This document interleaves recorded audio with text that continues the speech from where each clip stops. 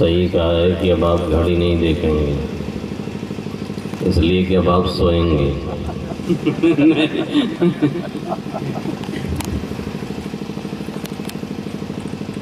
اور مجھے تو گھڑی دیکھنی ہی ہے، کیونکہ یہ ایک لمبا سفر بھی ہے، کل جمعہ بھی ہے، اور مستقل کسی مرکزی جگہ پہ جمعہ کی نماز پڑھانے والے اور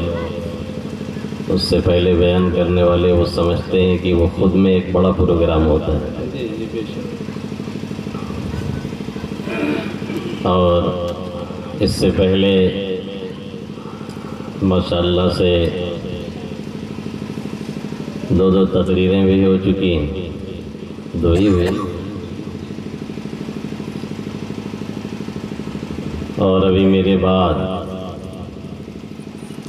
مزید مولانا عبدالرب صاحب قاسمی حفظہ اللہ تعالی، جو آپ کے دیار اور علاقے ہی کے ہیں، وہ بھی بیچارے کہیں سے مارے پیٹے آئے ہیں اور تھوڑا لمبے ہیں، وہ بھی بستر پہ۔ ہم نے دیکھا کہ لگتا ہے کچھ ان کو نیند آ گئی، ہم بھی کھسک لیے دھیرے سے۔ اب ہم پہنچیں گے تو کھسک کے آئیں گے، ان کا بھی خیال کرنا ہے۔ اور رات کا 11:15 بجا چاہتا ہے، 11:10 تقریباً،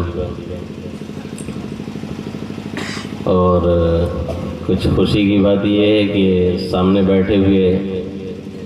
بہت سے لوگ ایسے ہیں کہ جن کے چہروں پہ ابھی 12 نہیں بجا ہے، تو شاید اس کا کچھ فائدہ ہمیں مل جائے، ورنہ تو جس ٹائم پہ ہمیں لایا گیا ہے ایسے موقع پہ تو آنکھیں چھوٹی ہونے لگتی ہیں اور منہ بڑا ہونے لگتا ہے، کنڈیشن انتہائی خراب ہو جاتی ہے، سمجھ میں نہیں آتا ہے کہ اب بات کی جائے کہ نہ کی جائے۔ سننے والے کی سچویشن ایسی ہوتی ہے، اندازہ ہی نہیں لگتا ہے کہ وہ ہاں کر رہا ہے کہ نہ کر رہا ہے، سمجھ میں نہیں آتا ہے کہ وہ دعا دے رہا ہے یا بد دعا دے رہا ہے، وہ کہہ رہا ہے ٹھیک ہے چلتے جاؤ یا کہہ رہا ہے ٹھیک ہے چلے جاؤ۔ وہ کنڈیشن بہت گڑبڑ ہو جاتی ہے، اور ایسے میں زبردستی کوئی بات کانوں میں گھسڑنا تو پھر وہی ہو جاتا ہے کہ ہم نے کہا دلی میں قطب مینار ہے، آپ نے سنا دلی میں قطیہ بیمار ہے، کیونکہ نیند ایک ایسی چیز ہے جو اللہ رب العزت کی عطاؤں میں سے بہت بڑی عطا ہے،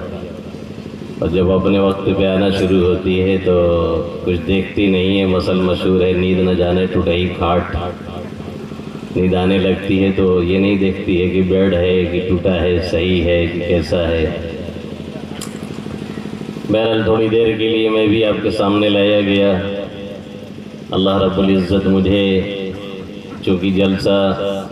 جلسہ سیرت النبی صلی اللہ علیہ وسلم ہے، اس لیے میری کوشش یہ رہے گی کہ اقمدنی صلی اللہ علیہ وسلم کی کچھ صورت اور سیرت کو آپ کے سامنے بیان کروں، اور اس کی روشنی میں کوئی نتیجہ اپنے لیے نکالوں اور اخذ کروں جس سے مجھے فائدہ ہو، اور اگر آپ کو بھی فائدہ پہنچے تو بہت اچھی بات ہے۔ اللہ مجھے صحیح طرح سے بات کہنے کی، صحیح بات کہنے کی، ہم سب کو دل کے کانوں سے سننے کی اور اس پر عمل کرنے کی توفیق نصیب فرمائے، آمین یا رب العالمین۔ الحمد لله نحمده ونستعينه ونستغفره ونؤمن به ونتوكل عليه ونعوذ بالله من شرور أنفسنا ومن سيئات أعمالنا، من يهده الله فلا مضل له ومن يضلله فلا هادي له، ونشهد أن لا إله إلا الله وحده لا شريك له،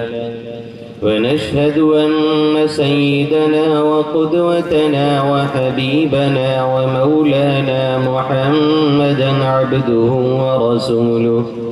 صلى الله تعالى عليه وعلى آله وأصحابه وأولاده وأزواجه وأنصاره وأتباعه وأشياعه ومحبيه وأمته وعلينا معهم أجمعين وسلم تسليما كثيرا كثيرا. أما بعد، فقد قال الله تبارك وتعالى في القرآن المجيد والفرقان الحميد: أعوذ بالله من الشيطان الرجيم. بسم الله الرحمن الرحيم. فبما رحمة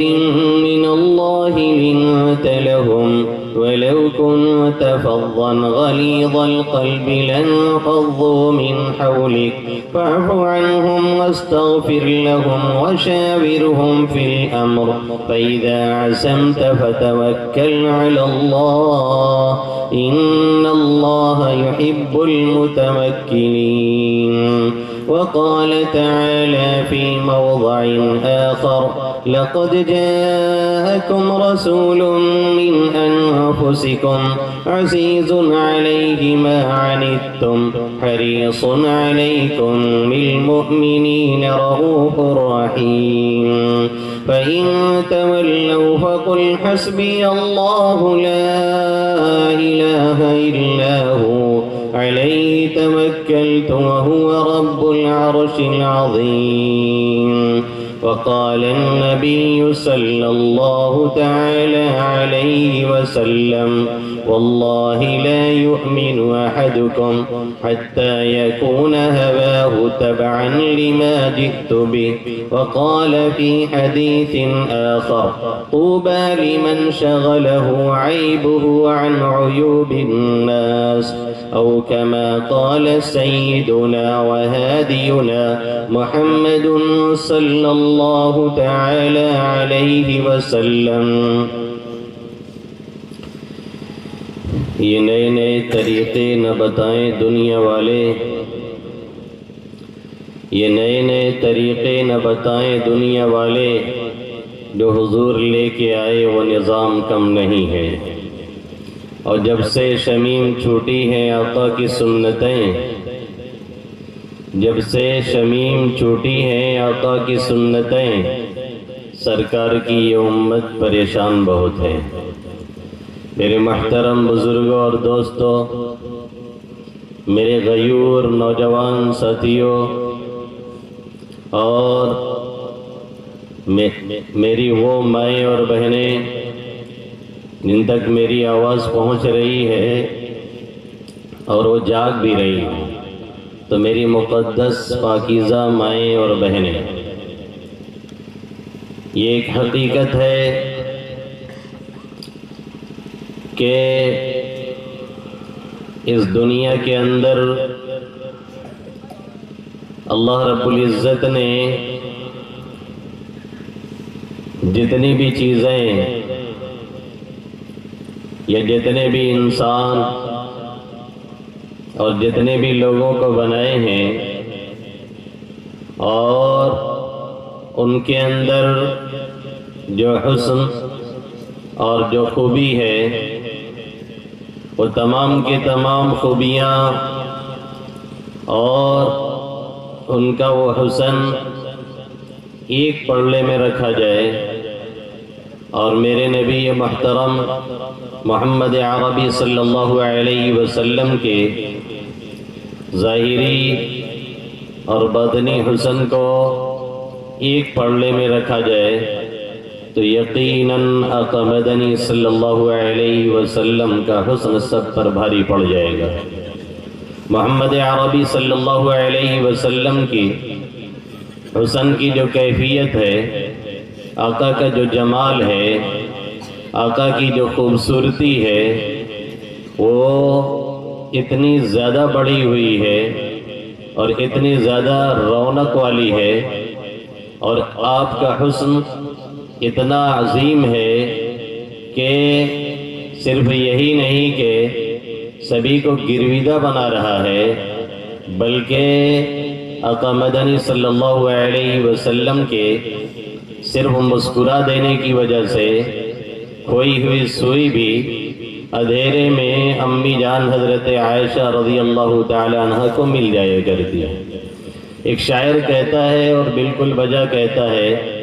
کبھی جب مسکرا دیتے تو بجلی کود جاتی تھی، در و دیوار پر ایک روشنی سی جگمگاتی تھی۔ حضرت یوسف علی نبینا علیہ الصلاۃ والسلام بہت ہی زیادہ حسین ہیں، اتنے حسین ہیں کہ خود عزیز مصر کی بیوی زلیخا آپ پر فریفتہ اور عاشقہ ہے، اور یہی نہیں بلکہ جب اسے طعنے ملتے ہیں اور اس کی سہیلیاں اور دوسری شہزادیاں اور امیر زادیاں اس سے یہ کہتی ہیں کہ یہ بھی کوئی طریقہ ہے کہ کوئی امیر زادی اور کوئی شہزادی، یا یہ کہ کوئی عزیز مصر کی بیوی اپنے غلام پر فریفتہ ہو جائے، یہ کیسے ممکن ہے؟ تو اس نے ایک پارٹی رکھوا کر کے سب کو حضرت یوسف کا حسن دکھانا چاہا، اور پارٹی جو تھی وہ کوئی کھانے کی نہیں، ایک چائے کی پارٹی کہی جا سکتی ہے، جیسے آج ہمارے اور آپ کے ہاں ہوتی ہے، ایک ٹی پارٹی کہی جا سکتی ہے۔ ایسی پارٹی رکھ کر کے جب اس نے حضرت یوسف علیہ الصلاۃ والسلام کو پردے کے پیچھے رکھا اور سبھی عورتوں کو کھانے اور کاٹنے کا حکم دیا، فَلَمَّا سَمِعَتْ بِمَكْرِهِنَّ أَرْسَلَتْ إِلَيْهِنَّ، اللہ رب العزت فرما رہے ہیں جب ان کے مکاری کے بارے میں اور ان کے کہنے کے بارے میں زلیخا کو علم ہوا اور سنائی دیا تو سب کو بلوا بھیجا، سب کے لیے مسند لگوایا، وَآتَتْ كُلَّ وَاحِدَةٍ مِّنْهُنَّ سِكِّينًا وَقَالَتِ اخْرُجْ عَلَيْهِنَّ، سب کے ہاتھ میں ایک ایک چھری دیا تاکہ جو پھل رکھے گئے ہیں، جو اس طرح کی چیزیں رکھی گئی ہیں جنہیں چاقو سے تراشنا اور کاٹنا ہے، ان کو دے دیا گیا اور سب سے کہہ دیا گیا کہ اب تراشو اور کھاؤ، اب کاٹو اور چھیلو اور کھاؤ۔ اس کے بعد حضرت یوسف علیہ الصلاۃ والسلام کو پردے سے پیچھے سامنے لانے کا حکم دیا گیا۔ آپ جب سامنے آتے ہیں تو اس کا نتیجہ کیا نکلتا ہے؟ فَلَمَّا سَمِعَتْ بِمَكْرِهِنَّ أَرْسَلَتْ إِلَيْهِنَّ وَأَعْتَدَتْ لَهُنَّ مُتَّكَأً وَآتَتْ كُلَّ وَاحِدَةٍ مِّنْهُنَّ سِكِّينًا وَقَالَتِ اخْرُجْ عَلَيْهِنَّ فَلَمَّا رَأَيْنَهُ أَكْبَرْنَهُ وَقَطَّعْنَ أَيْدِيَهُنَّ وَقُلْنَ حَاشَ لِلَّهِ مَا هَذَا بَشَرًا إِنْ هَذَا إِلَّا مَلَكٌ كَرِيمٌ۔ جب وہ آپ کو دیکھتی ہیں تو بہت عظیم سمجھتی ہیں، فَلَمَّا رَأَيْنَهُ أَكْبَرْنَ، جب آپ کو دیدار کرتی ہیں تو انہیں بہت ہی عظیم شخصیت کوئی معلوم ہوتی ہے اور یہ کہنے لگتی ہیں مَا هَذَا بَشَرًا، یہ کوئی انسان نہیں ہے، اور پھل کاٹنے کے بجائے، پھل تراشنے کے بجائے سب اپنی انگلیاں چیر ڈالتی ہیں اور تراش لیتی ہیں اور کہتی ہیں کہ یہ کوئی انسان نہیں ہے، یہ کوئی معزز فرشتہ ہے، ان ھذا الا ملک کریم۔ یہ ایک واقعہ ہے جو اللہ رب العزت نے قرآن مقدس میں خود پر نقل کیا ہے، حضرت یوسف کے حسن کا، جس سے پتہ چلتا ہے حضرت یوسف علیہ الصلاۃ والسلام کے حسن کی جھلک جس سے ملتی ہے اور سمجھ میں آتی ہے۔ لیکن خود صحابہ کرام اور امی جان حضرت عائشہ صدیقہ رضی اللہ تعالی عنہ نے اس کی روشنی میں سمجھا کیا، آپ صلی اللہ علیہ وسلم کا حسن کیا، آپ کا جمال کیا، آپ کی خوبیاں کیا ہیں۔ امی جان حضرت عائشہ صدیقہ رضی اللہ تعالی عنہ فرماتی ہیں لواحی زلیخا لو رأینا جبینہ، یا لواحی زلیخا لو رأینا حبیبنا لآثرنا بالقطع القلوب علی الید۔ زلیخا کی سہیلیاں اگر میرے نبی محترم محمد عربی صلی اللہ علیہ وسلم کو دیکھ لیتی، آپ کی پیشانی کو دیکھ لیتی، تو سب انگلیاں کاٹنے کے بجائے اپنے دل چیر ڈالتی، سب انگلیاں کاٹنے کے بجائے اپنے دلوں کو زخمی کر ڈالتی۔ یہ آپ صلی اللہ علیہ وسلم کا حسن ہے، یہ آپ صلی اللہ علیہ وسلم کا جمال ہے۔ اسی لیے ایک شاعر کہتا ہے اور بالکل بجا کہتا ہے کہ زنان مصر کی وہاں رہ گئی تھی انگلیاں کٹ کر، زنان مصر کی عورتیں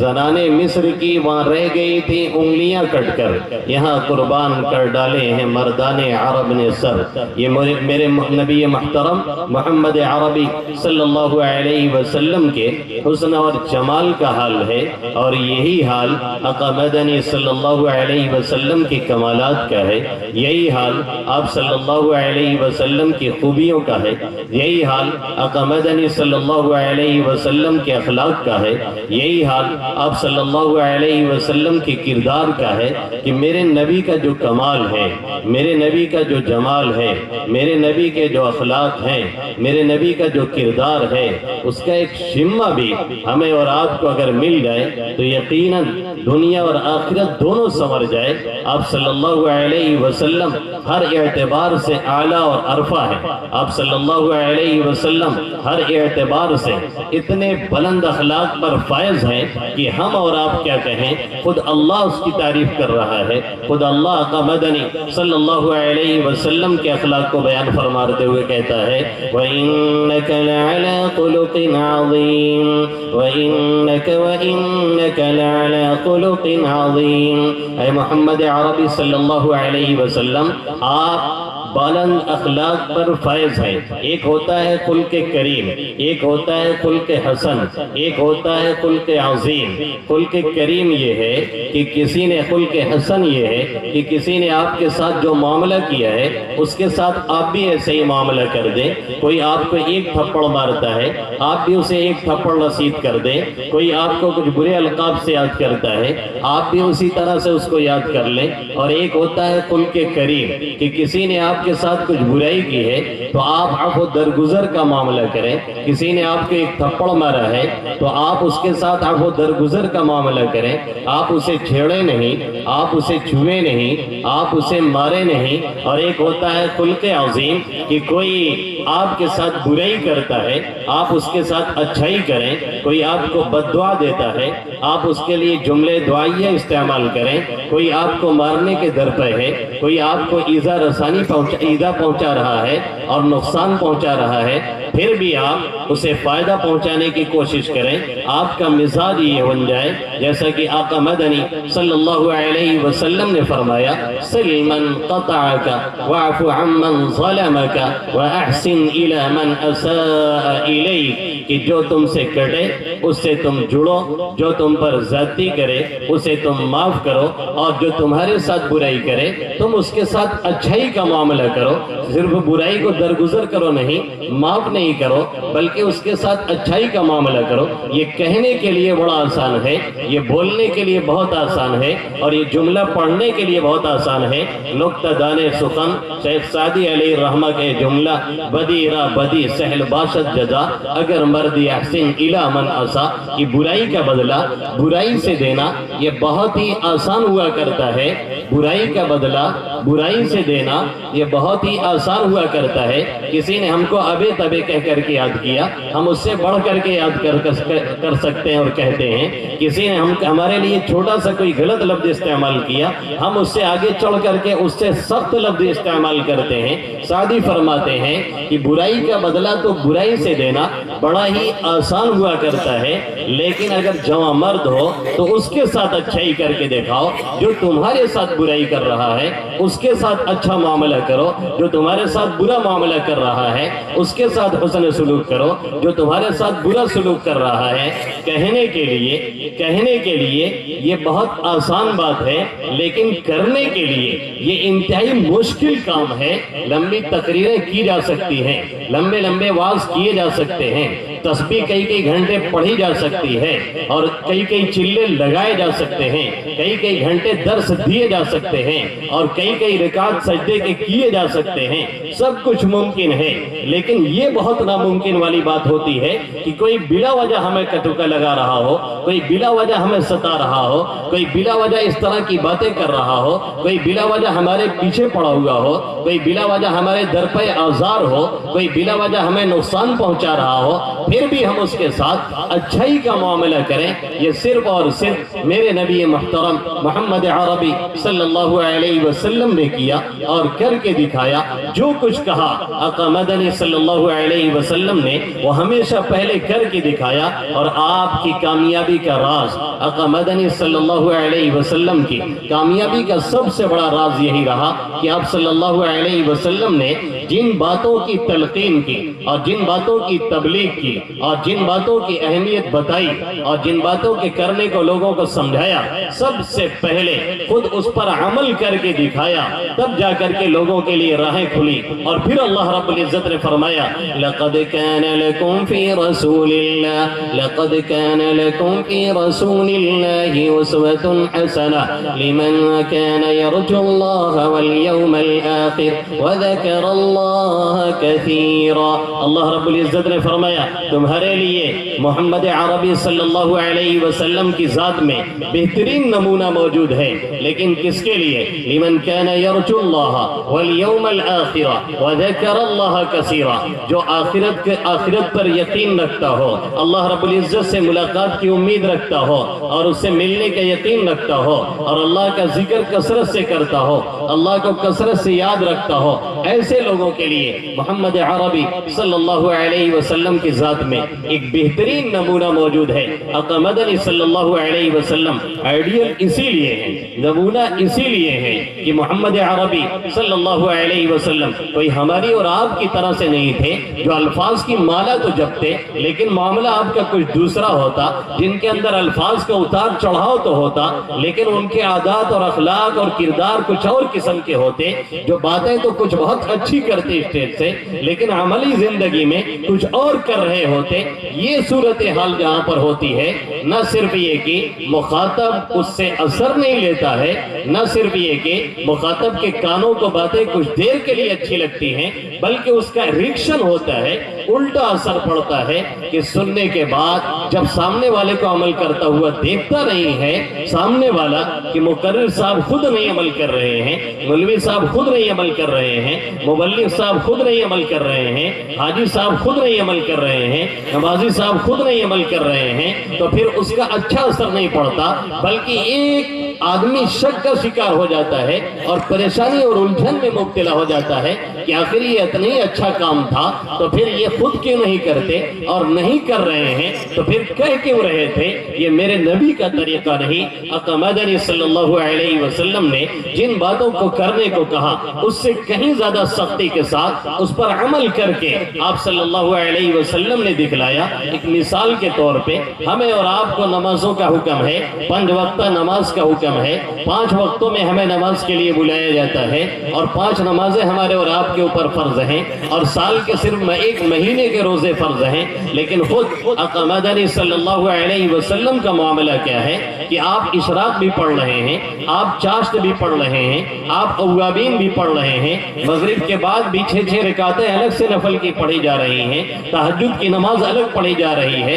इशराक और चाश्त की नमाज अलग पढ़ी जा रही है। यही नहीं बल्कि यहाँ मामला ये है खुद आका मदनी सल्लल्लाहु अलैहि वसल्लम का कि सहाबे किराम फरमाते हैं, इदा हसीबहु अमरुन फज़िया इला सलाती, जहाँ आका को कोई परेशानी आती है, कोई परेशानी घेरती है, आप सल्लल्लाहु अलैहि वसल्लम फौरन नमाज की तरफ मुतवज्जे होते हैं, घबरा कर नमाज की तरफ जाते हैं, पहले अल्लाह को मनाते हैं, पहले वहां का दरवाजा खटखटाते हैं, पहले वहां जाकर के दस्तक देते हैं और वहां से खुलवा करके ताले फिर آتے ہیں تو کام بنتا ہے. آج ہمارا اور آپ کا معاملہ اس کے بالکل برعکس ہے. ہمارے اوپر کوئی پریشانی آتی ہے, ہمارے لیے کوئی مسئلہ کھڑا ہوتا ہے, ہمارے لیے کوئی اس طرح کی دقتیں پیش آتی ہیں تو ہم کہتے ہیں لاؤ پہلے پنڈت جی کے ساتھ لے لیں تاکہ ہمارا کچھ کام بن جائے, لائیے پردھان جی سے پہلے مل لیں تاکہ ہمارا کوئی جگاڑ بیٹھ جائے, لائیے ہم ایم ایل اے صاحب کو تھوڑا سا تلاش کر لیں تاکہ ہمارا کچھ کام بن جائے.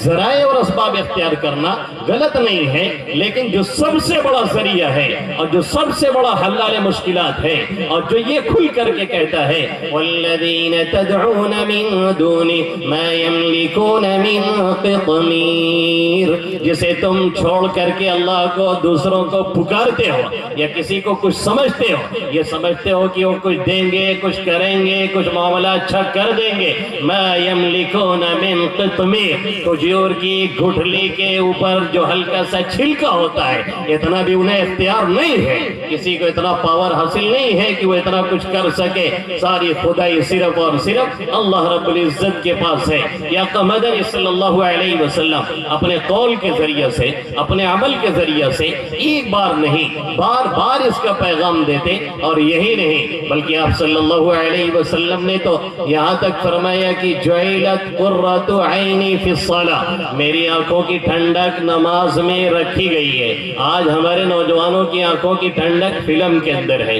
آج ہمارے نوجوانوں کی آنکھوں کی ٹھنڈک دنیا بھر کے خرافات کے اندر ہے, آج ہمارے نوجوانوں کی آنکھوں کی ٹھنڈک چوراہے کی پلیا پہ بیٹھ کر کے خرافات کرنے کے اندر ہے. آج ہمارے نوجوانوں کی آنکھوں کی ٹھنڈک اس طرح کی چیزوں میں جا کر کے اپنے آپ کو الجھا کر کے یہ سمجھتا ہے کہ ٹھنڈک مل رہی ہے, حالانکہ ٹھنڈک نہیں ہے, وہ مزید گرمی اور پریشانی کا سبب ہے. گناہوں سے سکو پاتا تو پاگل کیوں کہا جاتا. آقا مدنی صلی اللہ علیہ وسلم کا حال یہ کہ آپ ہمیں اور آپ کو تو 5 وقتہ نماز کا حکم دے رہے ہیں اور اس کی بات کر رہے ہیں, اور آقا کا حال یہ ہے کہ ہر وقت نماز ہی میں مشغول نظر آ رہے ہیں. کوئی چھوٹا سا مسئلہ ہوتا ہے تو بھی اللہ رب العزت کی طرف متوجہ ہوتے ہیں. خود فرماتے ہیں میری آنکھوں کی ٹھنڈک نماز میں رکھی گئی ہے. یہی نہیں, آپ نوافل اتنی کثرت سے پڑھ رہے ہیں, اتنی کثرت سے پڑھ رہے ہیں کہ پاؤں مبارک پہ ورم آ جاتے ہیں, آپ کے پر میں سوجن آ جاتی ہے. اللہ رب العزت کو آیت کریمہ نازل کرنی پڑی اور آپ کو روکنا پڑا اور کہنا پڑا طٰہ ما انزلنا علیک القرآن لتشقى الا تذکرة لمن یخشى تنزیلا ممن خلق الارض والسماوات العلا طٰہ ما انزلنا علیک القرآن لتشقى. اے طٰہ, ہم نے قرآن آپ پر اس لیے نہیں اتارا ہے کہ آپ مشقت میں پڑھیں, آپ پریشانی میں پڑھیں. پوری رات آپ تلاوت کرتے ہیں, پوری رات آپ تہجد پڑھتے ہیں, پوری رات آپ نوافل پڑھتے ہیں, اس لیے قرآن نہیں دیا گیا ہے. یا ایھا المزمل قم اللیل الا قلیلا نصفہ او انقص منہ قلیلا او زد علیہ ورتل القرآن ترتیلا انا سنلقی علیک قولا ثقیلا. اے مزمل, یا ایھا المزمل قم اللیل الا قلیلا, آپ رات میں کھڑے ہوئیے, آپ رات میں نماز پڑھیے, آپ تہجد پڑھیے, لیکن پوری رات نہیں, اس میں کمی کیجیے. نصف, آدھی رات, اب انقص من, یا اس میں اور کمی کر دیجیے یا اس میں اضافہ کر دیجیے. پوری رات نوافل میں مت مشغول رہیے. آپ صلی اللہ علیہ وسلم ہیں کہ 2 رکعت میں آپ کے 5 پارے اور 7 پارے ہو جاتے ہیں. اور ہمارا نوجوان ہے جو ہندوستان فتح کرنے کی بات کرتا ہے اور ڈائلاگ مارتا ہے, جو ادھر ادھر کے زمین آسمان کے کلابے ملا رہا ہوتا ہے, لیکن اس کو کہہ دیا جائے کہ 4 رکعت ظہر کی اور پہلے والی اور 4 فرض اور 2 بعد والی پڑھ لیجیے تو اس کے پیروں میں دم نہیں رہ جاتی ہے. جو کرکٹ میچ کھڑے ہو کے دیکھنے کے لیے 3 گھنٹے تو لگا سکتا ہے, لیکن 20 رکعت تراویح کی نماز اس پہ بھاری پڑتی ہے. اور جو آتے بھی ہیں تو وہ بیٹھ کر کے سنتے ہیں, جب امام رکوع میں جاتا ہے تو جلدی سے ہاتھ بند کر کے کھڑے ہو جایا کرتے ہیں. یہ صورتحال ہماری اور آپ کی ہے. اور خود آقا مدنی صلی اللہ علیہ وسلم کا طریقہ کیا ہے؟ اللہ کہہ رہا ہے کہ آپ اس کے اندر کمی کیجئے. ہم نے قرآن اس لیے نہیں اتارا ہے, نوافل سے شغف اور اس کی کثرت اتنی فرماتے, قیام لیل میں پائے مبارک ورم کر اتر جاتے، ترحم سے، ترحم رحم کھا کر کے، ترس کھا کر کے ترحم سے خدا نے عرش سے آواز دی، طٰہٰ مشقت اور مصیبت آپ سے میں نے نہیں چاہا، طٰہٰ ما انزلنا علیک القرآن لتشقى الا تذکرۃ لمن یخشی، اے طٰہٰ ہم نے قرآن اس لیے نہیں اتارا ہے کہ آپ مشقت میں پڑھیں، آپ پریشانی میں پڑھیں، ہم نے قرآن اس لیے نہیں اتارا ہے کہ پوری پوری رات آپ قرآن پڑھتے رہیں اور تہجد پڑھتے رہیں۔ آپ صلی اللہ علیہ وسلم کو اللہ رب العزت نے منع فرمایا، آپ نے اس میں تخفیف کی، آپ نے اس میں کمی کی، لیکن عام حالات کے اعتبار سے آپ کا معاملہ اب بھی ایسا ہی ہے۔ ہمیں اور حکم ملا ہے، کچھ جگہوں پر حکم ملا ہے، پھر بھی ہم سے اور آپ سے نہیں ہوتا ہے، یہی نہیں، آپ صلی اللہ علیہ وسلم کا معاملہ ہر جگہ ایسے ہی ہے کہ جس چیز کا حکم آقا دیتے ہیں اس سے کہیں زیادہ اس پہ خود عمل کرتے ہیں، جس چیز کی طرف رہنمائی کرتے ہیں اس سے کہیں زیادہ اس پر خود عمل کرتے ہیں۔ کسی کو اگر دنیا سے بچنے کی آقا ترغیب دیتے ہیں اور اس سے بچنے کا حکم دیتے ہیں اور پرہیز کا حکم دیتے ہیں تو خود اتنا بچتے ہیں اور اتنا بچتے ہیں اور اتنا پرہیز کرتے ہیں کہ پورا پورا مہینہ گزر جاتا ہے، بیت نبوت میں دھواں نہیں اٹھتا ہے، بیت نبوت میں کوئی آگ نہیں جلتی ہے، کوئی چیز پکتی نہیں ہے، کھانے کو کچھ ملتا نہیں ہے۔ آقا مدنی صلی اللہ علیہ وسلم کو صحابہ کرام جا کر کے اپنی پریشانی دکھا رہے ہیں اور شکایت کر رہے ہیں کہ دیکھیے شکم پر بھوک کی شدت کی وجہ سے ہمارے پیٹ پہ پتھر بندھا ہوا ہے، یہ باندھا جاتا تھا تو چلنے میں کچھ آسانی رہتی، کچھ سکون رہتا تھا۔ آپ صلی اللہ علیہ وسلم نے جب اپنی چادر مبارک ہٹائی تو پتا چلا کہ وہاں پر بھوک کی شدت کی وجہ سے ایک پتھر نہیں 2 پتھر بدے ہوئے تھے۔ عجب عالم نظر آئے، یہاں فاقہ گزاری کے بڑھے پیٹ پہ 2 پتھر محبوب باری کے یہ آپ صلی اللہ علیہ وسلم نے کر کے دکھایا۔ اسی وجہ سے 23 سال کے مختصر سی مدت میں 13 سال مکہ کے ہنگاموں کی نظر اور 10 سال مدینہ کے اٹھا پٹک کی زندگی، پھر بھی نہ صرف یہ کہ جزیرۃ العرب، نہ صرف یہ کہ مکہ اور مدینہ بلکہ جزیرۃ العرب، بلکہ یہ کہیے کہ آل ورلڈ آپ صلی اللہ علیہ وسلم نے جو اثر چھوڑا اس کی مین وجہ یہی تھی کہ آپ صلی اللہ علیہ وسلم گفتار کے غازی نہیں، آقا مدنی صلی اللہ علیہ وسلم کردار کے غازی تھے۔ آپ صلی اللہ علیہ وسلم نے عمل کر کے لوگوں کو راستہ دکھایا اور بتایا۔ ہمیں اور آپ کو حکم دیتے ہیں آقا کہ نرمی کا معاملہ کرو، ہمیں اور آپ کو آقا حکم دیتے ہیں کہ انتہائی نرم لہجے میں بات کرو، ہمیں اور آپ کو آقا حکم دیتے ہیں کہ نرم دلی کے ساتھ لوگوں کے ساتھ پیش آؤ۔ خود آپ صلی اللہ علیہ وسلم کا معاملہ کیا ہے، ایک واقعہ کوٹ کرتا ہوں اور اس کی روشنی میں 2-4 بات کہہ کر کے اپنی بات میں پوری کروں گا انشاءاللہ تعالی۔ ایک نوجوان آتا ہے آقا مدنی صلی اللہ علیہ وسلم کی جناب میں آپ کے در پہ حاضر ہوتا ہے اور حاضر ہو کر کے وہ کیا کہتا ہے کہ اے محمد عربی صلی اللہ علیہ وسلم آپ مجھے زنا کرنے کی اجازت دے دیجئے۔ ذرا سوچنے کا مقام ہے کہ کس جرم کی اجازت مانگی جا رہی ہے، وہ گھناؤنا جرم جو کہ تمام مذاہب میں جرم سمجھا جاتا ہے، جسے ہر ذی عقل اور ہر ذی ہوش برا سمجھتا ہے، اور جس کے اندر ذرہ برابر ہوش آواز صحیح سالم ہے وہ اسے غلط سمجھتا ہے اور غلط سمجھتے ہی انجام دیتا ہے۔ اور کسی بھی مذہب میں جو کہ روا نہیں ہے، درست نہیں ہے، جائز نہیں ہے، ایسے گھناؤنے جرم کی اجازت مانگی جا رہی ہے۔ کس سے؟ اس شخصیت سے، اس ہستی سے جس کے یہاں جبرائیل امین آئے بھی تو اجازت لے کر کے آئے، جس کے یہاں ملک الجبال پہاڑوں کا فرشتہ بھی آئے تو جبرائیل امین کو سفارشی بنائے اور کہیے کہ میں کھڑا ہوں، اگر آپ کی اجازت ہو تو پہاڑوں کو ملا کر کے ان کو پیس دیا جائے اور یہ جو طائف کے لوگ اپدر مچا رہے ہیں ان کو ختم کر دیا جائے۔ اگر وہاں پہ ملک الموت بھی آئے تو آ کر کے پہلے سفارشی بنائے جبرائیل امین کو اور کہے کہ اندر جا کر کے اجازت لیجئے اور بتائیے کہ یہاں پہ ملک الموت کھڑے ہیں اور اندر آ کر کے کچھ پوچھنا چاہتے ہیں، کہنا چاہتے ہیں، جس کا مقام یہ ہے کہ جبرائیل بھی آئے تو اجازت لے، جس کا مقام یہ ہے کہ ملک الجبال بھی سفارشی بنائے، جس کا مقام یہ ہے کہ ملک الموت بھی دوسرے کو سفارشی بنائے، جس کا مقام یہ ہے کہ ہم اور آپ اس کے مقام کا تصور بھی نہیں کر سکتے ہیں، ایسی ذات کے پاس آ کر کے وہ نوجوان کیا کہتا ہے، مجھے زنا کرنے کی اجازت دے دیجئے۔ صحابہ کرام بفر رہے ہیں۔ آج ہمارا اور آپ کا دور ہوتا یا ہمارا کوئی حضرت ہوتا، کوئی حضرت صاحب ہوتے، کوئی نوجوان اس طرح کی بات آ کر کے کہہ دیتا تو حضرت صاحب بھی اس کی خیریت لے لیتے، اور اگر وہ نہ لیتے تو کم سے کم اس کے ارد گرد بیٹھنے والے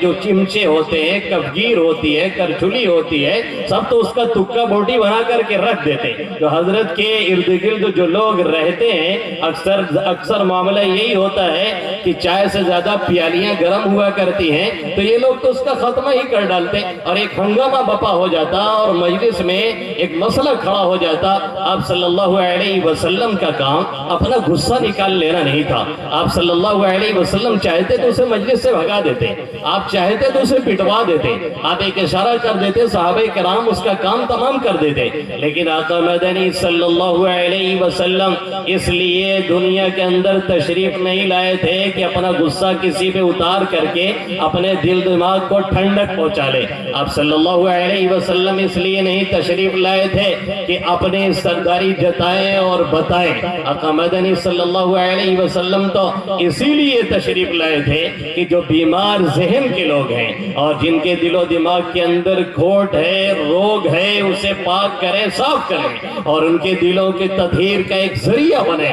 آپ صلی اللہ علیہ وسلم نے اس نوجوان کو قریب بلایا اور بلا کر کے اپنے بالکل قریب زانوں سے زانوں سٹا کر کے اس کے بعد بڑی شفقت اور پیار کے ساتھ آپ نے فرمایا، ذرا یہ بتاؤ کہ جس جرم کی تم اجازت چاہ رہے ہو، اگر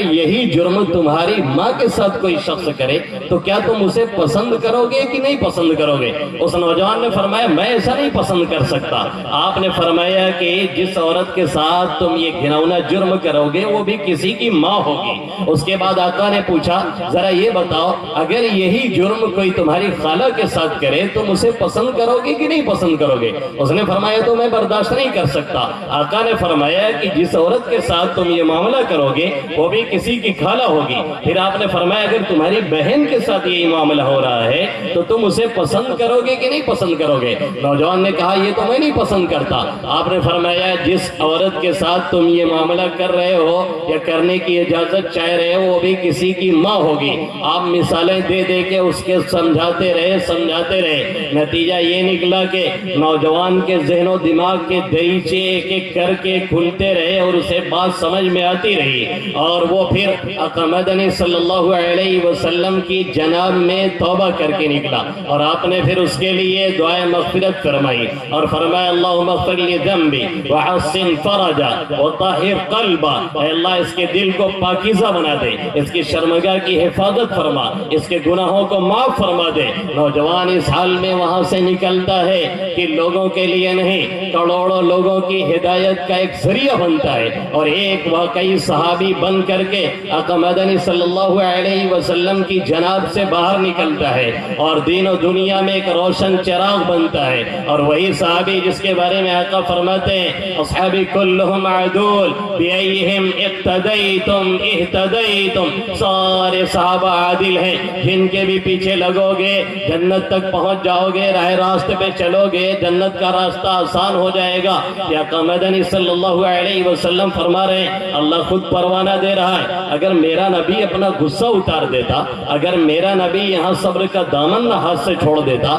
اگر میرے نبی نے یہاں رحم دلی اور نرمی کا مظاہرہ نہ کیا ہوتا تو یقیناً اس نوجوان کی زندگی تباہ ہوتی اور اس کے نتیجے میں نامعلوم کتنوں کی تباہ ہوتی۔ لیکن آپ صلی اللہ علیہ وسلم کا کام صرف اپنی بھڑاس نکالنا یا اپنے غصے نکالنا یا اپنا جوش پورا کر لینا یہ نہیں تھا، آپ سمجھ گئے تھے کہ واقعی یہ بیمار ہے جس کے علاج کی ضرورت ہے۔ یہی علاج اگر آج ہمارے معاشرے میں اور ہمارے مقررین کے اندر اور ہمارے علماء کے اندر اور ہمارے معلمین کے اندر اور ہمارے مبلغین کے اندر اور اس سے بڑھ کر کے سب سے پہلے آج اگر ہمارے والدین کے اندر آ جائے تو پھر آج بھی ہمارے نوجوانوں کے اندر اچھا خاصا سدھار آ سکتا ہے۔ مشکل یہ ہے کہ ہم نوجوانوں کو ٹارچر تو کرتے ہیں، مشکل یہ ہے کہ ہم نوجوانوں کو ٹارگٹ تو کرتے ہیں، مشکل یہ ہے کہ ہم نوجوانوں پہ اپنی بھڑاس تو نکالتے ہیں، مشکل یہ ہے کہ ہم اپنے بیٹوں کو کوستے تو ہیں، مشکل یہ ہے کہ ہم بددعائیہ جملہ ان کے لیے کہتے تو ہیں، لیکن ہمارے پاس ایسے بہترین الفاظ اور انداز نہیں ہیں جو ان کو اپنا گرویدہ بنائے، جو انہیں صحیح راہوں پہ ڈالنے کی کوشش کریں۔ اکثر باپ کا حال یہ ہے اور اکثر ماں کا حال یہ ہے، اگر بچے سے 1 سے 2 مرتبہ غلطی ہوتی ہے تو طرح طرح کی ان کی برائیاں شروع ہو جاتی ہے، معاشرے میں بھی ان کی برائیاں بیان کی جاتی ہیں، اور گھر میں آتے اور جاتے 2-4 جملے بار بار انہیں سنائے جاتے ہیں۔ نتیجہ یہ نکلتا ہے کہ وہ ہمارا چہیتا لڑکا جو ہماری آنکھوں کا تارا ہونا چاہیے، ہماری آنکھوں کی ٹھنڈک ہونا چاہیے، وہ ہماری آنکھوں کی ٹھنڈک نہ بن کر کے کانٹا بنتا ہے اور بغاوت پر آمادہ ہوتا ہے۔ باپ کی سننے کے لیے تیار نہیں، ماں کی طرف دیکھنے کے لیے تیار نہیں، اور اس میں کہیں نہ کہیں ہماری یہ گارجین، ہماری یہ پیرنٹس، ہماری یہ ذمہ دار کہیں نہ کہیں مجرم ہیں، جنہوں نے ان کی طرف صحیح معنوں میں رہنمائی جو چاہیے تھی وہ نہیں کی ہے، اور جس انداز سے ان کو لے کے چلنا چاہیے تھا وہ نہیں کیا ہے۔ ایک پاور دکھانے کی کوشش،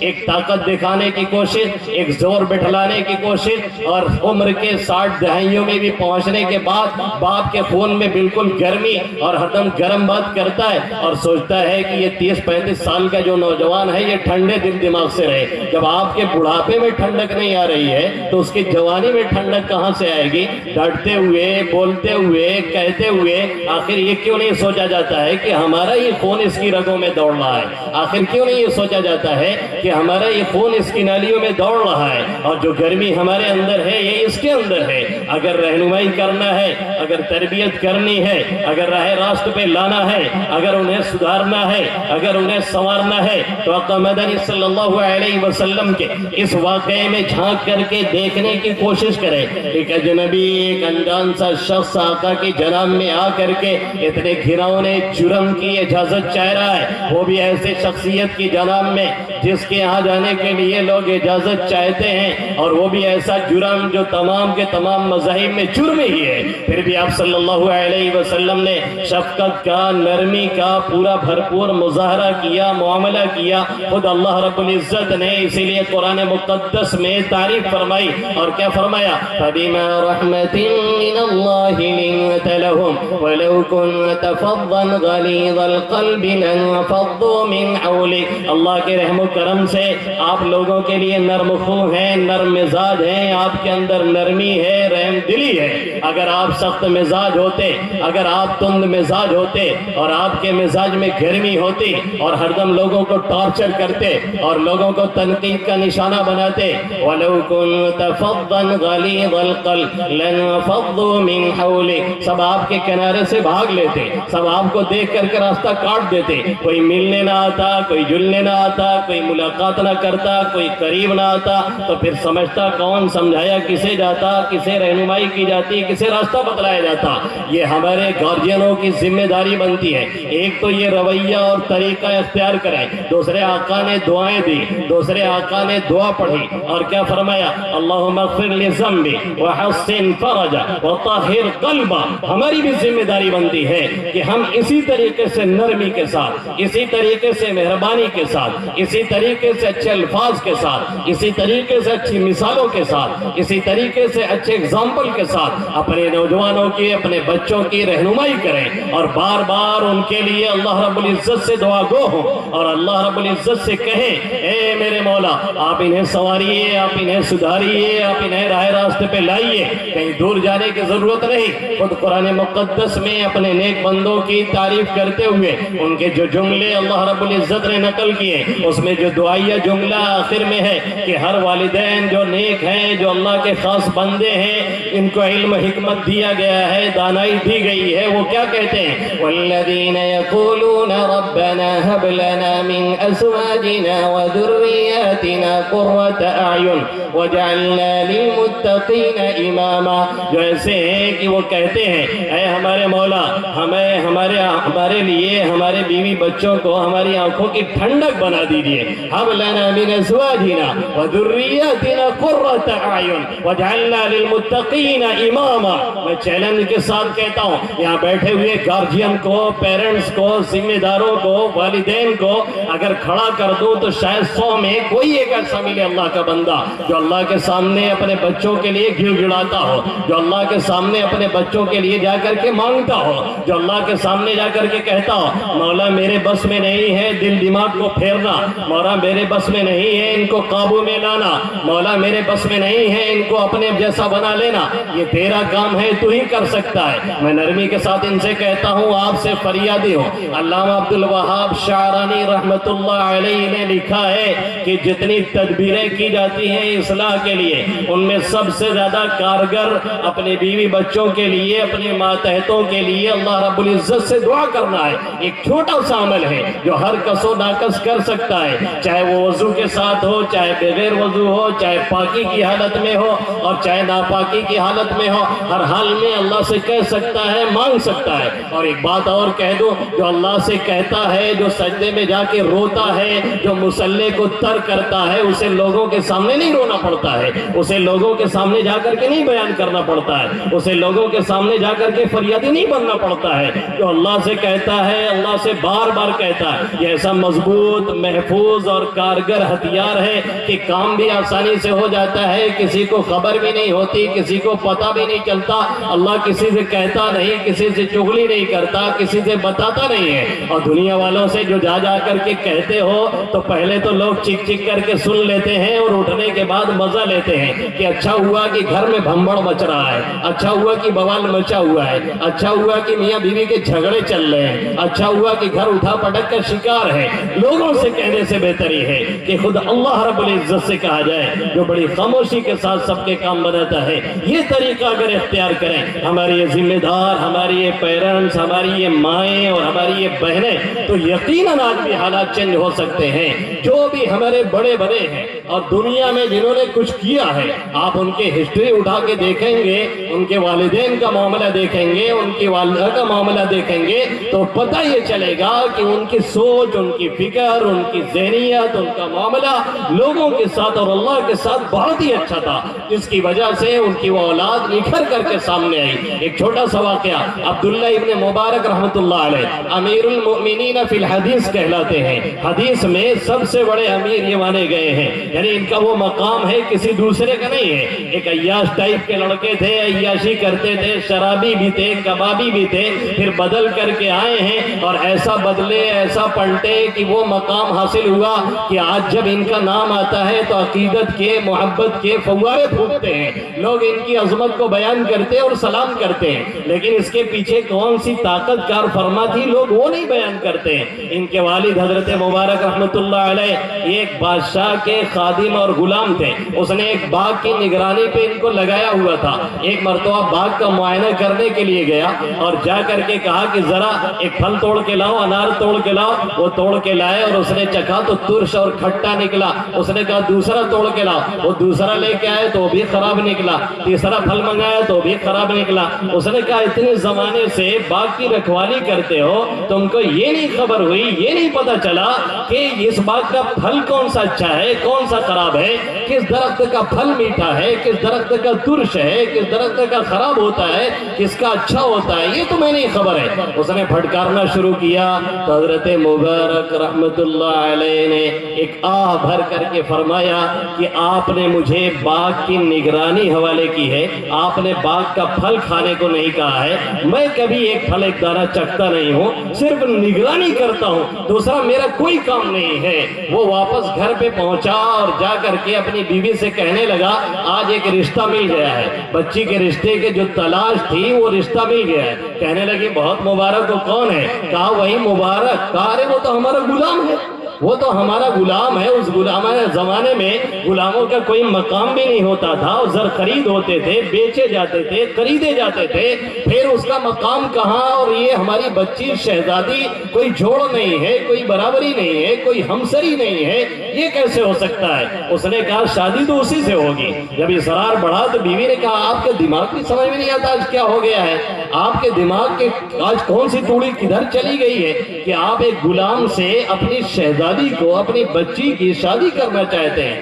اس نے کہا اصل میں معاملہ یہ ہے, اصل میں معاملہ یہ ہے کہ آج یہ ایسے حادثہ ہوا ہے، اور میں نے جب اس کو پھٹکارنا شروع کیا تو اس نے کہا کہ آپ نے مجھے باغ کی رکھوالی کا ذمہ دار بنایا تھا اور آپ نے باغ کے پھل کو چکھنے کا حکم نہیں دیا تھا۔ میں باغ کا پھل آج تک چکھا نہیں ہوں۔ جس کے دل میں اتنا خوف ہوگا، اتنا خوف بیٹھا ہوگا اللہ کا، ایک دانہ بھی وہ نہ کھاتا ہو، یقیناً وہ تمہاری بچی کو ستائے گا نہیں، یقیناً وہ تمہاری بچی کو نقصان نہیں پہنچائے گا، اسی سے شادی ہوگی۔ نتیجہ یہ نکلا کہ شادی انہی سے ہوئی، پھر ان سے پیدا ہوئی حضرت عبداللہ، جن کا بعد میں یہ مقام ہوا انہار بروا کے چکنے چکنے پار۔ باسے کلم باسے، جب باس پھاڑا جاتا ہے تو باس ہی نکلتا ہے۔ کانٹے کا درخت لگا کر کے اس سے چاہتے ہو کہ اس میں سے ہمیں کھجور ملے اور انار ملے، اٹ از امپاسبل، یہ ناممکن ہے، ناممکن ہے۔ اس لیے ہمارے گارجینوں کو اپنے کو سنبھالنا چاہیے، اور اپنے نوجوانوں سے کہتا ہوں، اپنے یہاں بیٹھے ہوئے نوجوانوں سے کہتا ہوں، میرے پیارے نوجوانوں، میں تم سے عزت کا سوال کرنے کے لیے نہیں آیا، میں تم سے پیسے کی بھیک مانگنے کے لیے نہیں آیا، میں تمہارے سامنے الفاظ کی مالا جپنے کے لیے نہیں آیا ہوں۔ میں آیا ہوں یہ بتانے کے لیے تم اپنی حیثیت کو پہچانو، میں آیا ہوں یہ سمجھانے کے لیے کہ تم اپنے مقام اور مرتبے کو پہچانو، میں آیا ہوں یہ بتلانے کے لیے کہ تم کہاں آج غیروں کی نقالی میں کھو بیٹھے ہو، اپنی حیثیت کو بھی گنوا بیٹھے ہو۔ آج تمہیں دیکھنے سے یہ پتہ ہی نہیں چلتا ہے کہ کس یہودی گھرانے کا بچہ ہے، کس عیسائی گھرانے کا بچہ ہے، یا کسی پنڈت جی کے گھرانے سے نکل کر کے آ رہا ہے۔ آج آپ کی ہیئر اسٹائل یہ کہیں شکھر دھون جیسی ہے، اور آپ کی داڑھی کہیں کوہلی جیسی ہے تو کسی اور جیسی ہے۔ تمہیں یہ پتہ ہی نہیں کہ ہمارا ریئل ہیرو کون ہے، تمہیں یہ خبر ہی نہیں کہ ہمارا واقعی ہیرو محمد عربی صلی اللہ علیہ وسلم ہے۔ ان کی صورت اور سیرت میں کوئی کمی نہیں، کوئی نقص نہیں، ہم کیا غیر بھی کمی نہیں نکال سکتا ہے۔ کل قیامت میں محمد عربی صلی اللہ علیہ وسلم نے اگر تم کو کھڑے ہو کر کے سوال کر لیا اور یہ پوچھ لیا کہ بتاؤ میرے چہرے میں کون سی کمی تھی جو میرا نقش و نگار چھوڑ کر کے دوسروں کا اپنایا گیا، بتاؤ میرے لباس میں کون سی کمی تھی جو میرا طرز عمل چھوڑ کر کے دوسرے کا اپنایا گیا، پھر ہمارے اور آپ کے پاس کیا جواب ہوگا؟ آج ساری دنیا بھاگ کر کے آقا مدنی صلی اللہ علیہ وسلم کے طور طریقے کو اپنا رہی ہے۔ یورپ اور امریکہ کے لوگ جو کہ وہاں کی گندی تہذیب کے بھیدی ہیں، جانتے ہیں اور ان پریشانیوں سے نکلنا چاہتے ہیں، آقا مدنی صلی اللہ علیہ وسلم کی صورت اور سیرت کو پڑھتے ہیں اور لوٹ کر کے دامن اسلام میں آ رہے ہیں۔ اور جن کے پاس سب کچھ بھی ہے وہ غیروں سے تہذیب کی، تمدن کی، کلچر کی آخر کیوں بھیک مانگ رہے ہیں؟ اس نبی کو چھوڑا جا رہا ہے جو نبی رویا تو روتا ہی رہا، جو نبی تڑپا تو تڑپتا ہی رہا، جو نبی سسکا تو سسکتا ہی رہا، جو نبی ہر موقع پر ہمارے اور آپ کے لیے تڑپ تڑپ کر کے روتا رہا۔ آقا بار بار ہاتھ اٹھاتے ہیں اور یا ربی امتی یا ربی امتی، آقا جنگ میں جاتے ہیں، اپنے دندار مبارک کو شہید کرواتے ہیں تو کسی اپنے کے لیے نہیں، اپنے کار اور بنگلے کے لیے نہیں، اپنی امت کی سربلندی کے لیے۔ آقا کل قیامت میں آقا جب اسرا میں جاتے ہیں اور شب معراج میں جاتے ہیں، وہاں بھی ہمیں اور آپ کو فراموش نہیں کرتے ہیں، وہاں بھی یا ربی امتی ہے۔ اور کل قیامت میں جب سب کھڑے ہو کر کے یا ربی نفسی کہیں گے، تب بھی میرا نبی کھڑا ہو کر کے بولے گا یا ربی امتی یا ربی امتی۔ ایسے نبی سے اگر ہم اور آپ بغاوت کریں، ایسے عظیم محسن سے اگر ہم آپ روگردانی کریں گے جیسا کہ کر رہے ہیں، تو پھر پوری دنیا میں ہمارا اور آپ کا یہی حشر ہونا ہے جو ہو رہا ہے۔ اس لیے لوٹیں اور پلٹیں، آقا مدنی صلی اللہ علیہ وسلم کی سیرت کا اور صورت کا مطالعہ کریں، سیرت مصطفیٰ پڑھیں ماجد۔ خود کو انسان اگر بنانا ہے اور نیٹ پہ جا کر کے اگر آپ سرچ کریں گے the most powerful human being in world، پوری دنیا کے اندر سب سے بڑا انسان اور انسانیت کا مالک کون ہے، آپ نیٹ پہ جا کر کے دیکھیں گے، اس میں ٹاپ 10 میں 10 لوگ جو آتے ہیں اس میں سب سے پہلے میرے نبی محترم محمد عربی صلی اللہ علیہ وسلم کا نام نامی اس میں گرامی ہے، دوسرے کسی کا نہیں ہے۔ اس لیے لوٹو اور پلٹو اور پلٹ کر کے آؤ اور اپنی عزتوں کو سنبھالو۔ انہیں چند باتوں پہ میں اپنی بات کو ختم کرتا ہوں، حیات باقی، ملاقات باقی اور بہت سی باتیں بھی باقی۔ مولانا بھی کافی سویرے آ گئے تھے، اس لیے جو معذرت سے معذرت چاہتا ہوں کہ میں نے ان کا بھی کچھ ٹائم لیا ہے، پھر آئیں گے کبھی، پھر انشاءاللہ بات کریں گے۔ اللہ ان باتوں پہ مجھے اور آپ سبھی حضرات کو عمل کی توفیق نصیب فرمائے، آمین یا رب العالمین، وما علینا الا البلاغ۔ माशाअल्लाह ابھی تک ہم اور آپ حضرت مولانا احمد شمیم صاحب کے مواعظ حسنہ سے محظوظ ہو رہے تھے. اب وقت کے چونکہ رات کے 12 بج چکے ہیں اور ہم دیکھ رہے ہیں کہ لگتا ہے کہ آپ کے بھی 12 بج جائیں گے، لیکن الحمدللہ ہم کو تو خوشی اس بات پر ہے کہ مجمع جس طرح جم کر بیٹھا ہے لگتا ہے کہ ابھی عشاء کی نماز پڑھ کر ہم آئے ہیں. یہ حضرات کا تعاون ہے. ہم آپ حضرات کے تعاون کو سلام کرتے ہیں اور اللہ سے دعائیں کرتے ہیں اللہ ہمارے جاگنے کو، بیٹھنے کو، سننے کو قبول فرمائے اور نجات کا ذریعہ بنائے. ہم نے یہ سوچا نہیں تھا